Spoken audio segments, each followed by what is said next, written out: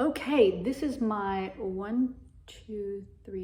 fourth of 5 videos I'm making about my Music at Midday performance coming up this Wednesday.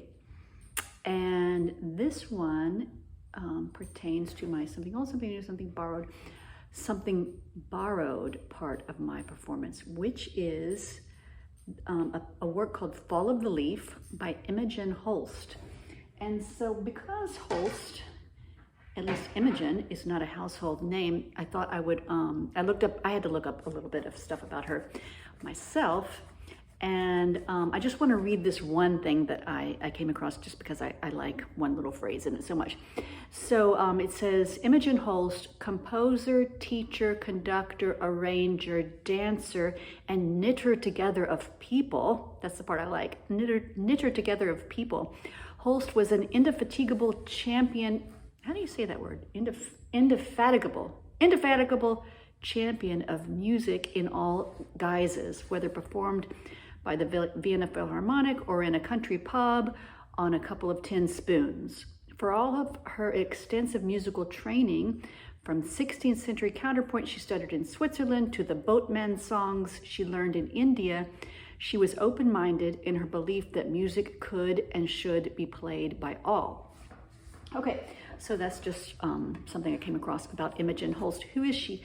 She's the daughter, she was the only child of Gustav Holst, who was quite a famous musician and most famous for this giant work he wrote for orchestra called The Planets. And so Imogen, apparently, and maybe this is why I like her so much, apparently growing up she wanted to be a dancer. Like it mentions in there, she did, the quote I just read, it mentions that she was a dancer, but I think her first true love was dance, and she wanted to be a dancer, but somewhere I read for health reasons, didn't specify what those were, she couldn't. But she always was a musician. She played, she learned piano from a very young age and started even composing from a very young age, and just continued throughout all of her life, studied it in all kinds of areas and different genre of music. And she was a great champion of English composers. So she was always composing, but much of her life's work was in service to other English composers. Whether it be in her own teaching, she would make arrangements of different English composers, but mostly in the 50s, she was born in 1907, but and she lived to be, I think she died in 84. So, but in the 50s, she came to be the musical assistant to Benjamin Britten, who was a huge force in classical music, but especially in English music, and especially for his operas. He was a huge force in music, Benjamin Britten, and she was his assistant, and she did so much for him and with him, helping him with his own compositions and helping him especially found this festival that she became co-artistic director of in Attleborough. I'm not sure how you pronounce it, but it was a big festival in England throughout the 50s, and she was a huge part of that. So, but then later, I think she worked with him for about a dozen years, and in the 60s, she let that go to finally try to pursue more rigorously her own composing. And she composed a lot, but a lot of her music is still not published. Maybe some of it's still not even known, but much of it's unpublished, but some of it is, and I happen to have this one piece by her called Fall of the Leaf. So I think in my intro video, I mentioned that it's based on, the reason I call it my something borrowed tune is because she borrows a melody from something called the Fitzwilliam Virginal Book, which is a book, a compilation of all these different keyboard tunes from the Renaissance era. So we're talking the 1500s. And the virginal is what keyboards is kind of a generic term for keyboards like harpsichords and different kinds of keyboard instruments back in the Renaissance. And so there was this book, or one of the most famous books that compiled different different keyboard works. It was called the Fitzwilliam Virginal Book. And so she must have gotten her hands on it at some point, and there was a tune in particular that she liked, and she based this composition off of that tune. I'm actually not going to play you the theme. I'll save that for Music at Midday.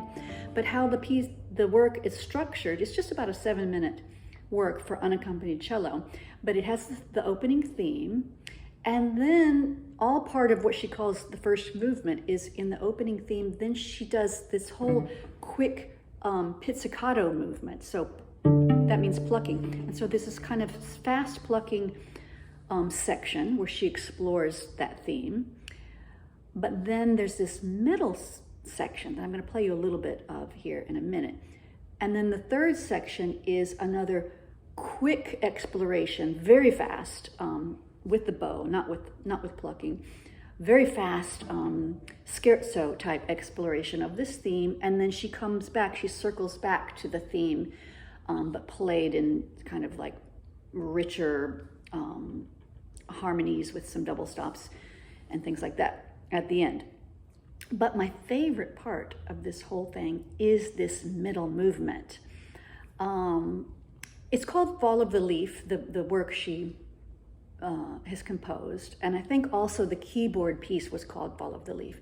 And I don't know what it means exactly, Fall of the Leaf, but I think it definitely has this sort of somber, autumnal, like fall-like feeling to it. But this middle movement, I think, is just so painful in a beautiful way. I feel like there's a lot of pain in it. I just feel like it's somebody mourning something in their life that was very painful, and kind of having a conversation with themselves.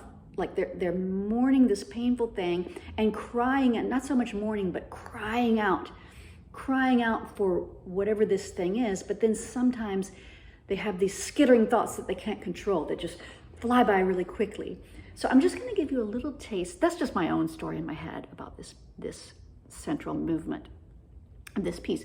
So I'm going to give you a tiny taste of the crying out part the way I hear it.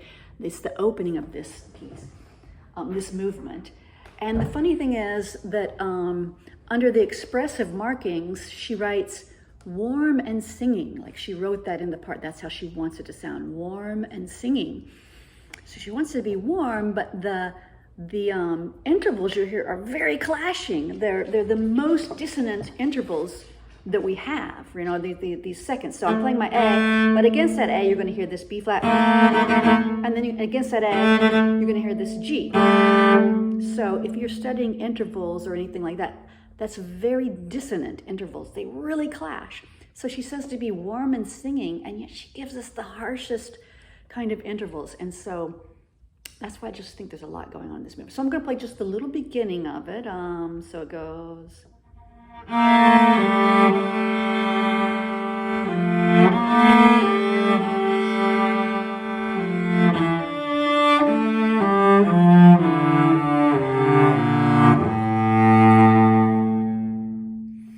But then the part I was talking about, there are a lot of times throughout here, I'm just going to play one or two of them, where she gets up high, she's just crying out. Let me find it.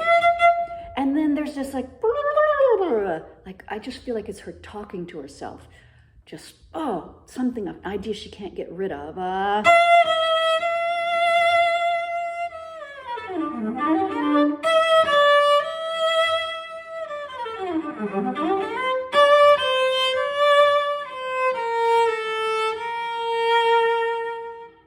Etc. So, okay, I was talking kind of fast, but I hope some of that makes sense and that you enjoy Fall of the Leaf when I play it on Wednesday by Imogen Holst.